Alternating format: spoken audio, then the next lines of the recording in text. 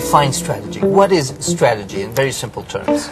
Well, in very simple terms, it's what's going to make a particular organization different and provide a competitive advantage.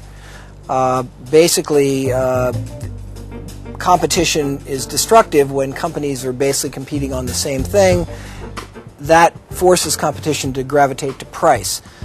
Strategy is finding a different way to compete to create a different sort of value for the customer, which allows a company to prosper, to achieve superior profitability. What is not strategy? Simply implementing best practices, buying the latest machine, using the internet to communicate with your customers. There are lots of things that managers do that they have to do to actually keep making the company more productive and more efficient and to attain the kind of latest technology and knowledge about management.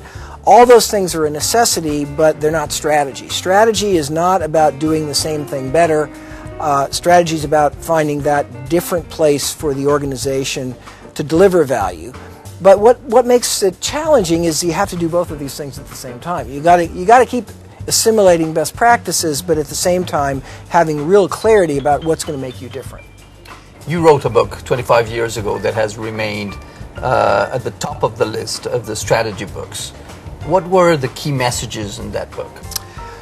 Well, I've written a number of books about strategy. I think my first really major book on strategy was a book called Competitive Advantage, and I think the really major message of that was really how to look at the industry in which you compete and how to think about what causes industry profitability and how, by understanding that, a company can improve its own position. In that book, I introduced the so-called 5 forces framework, that in any industry you've got to look at the power of the customer, the power of the supplier, the barriers to entry, the threat of substitute products, and the nature of the rivalry itself, and that those 5 forces collectively define really the profit potential of any business. And this was, I think, a breakthrough in the field, because really we had no systematic way of looking at industries.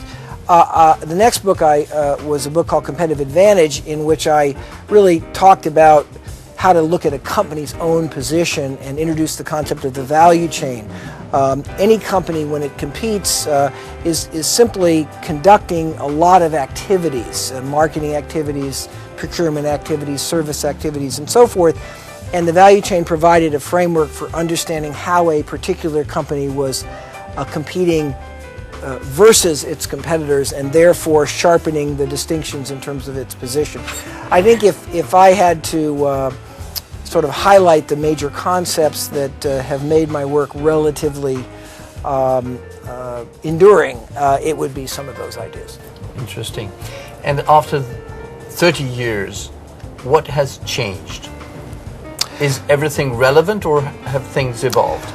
Well, I've always focused not on the specifics of how a particular industry operates or a particular company competes.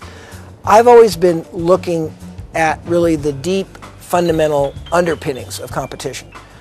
So, of course, industries are very different today than they were 30 years ago. We're much more global, there's different technology, things move at different speed, but actually the same 5 forces still determine profitability. It's still the power of the customer, the power of the supplier. So I think in some sense everything has changed, but at least from my point of view, very little has changed, in the sense that the enduring fundamentals of industry structure and the value chain and the importance of price and cost in determining superior performance, the distinction between operational effectiveness and positioning, all those things are what I would say are really competitive fundamentals that are timeless. And that at any given moment in history, the weights, if you will, or the specifics are constantly evolving.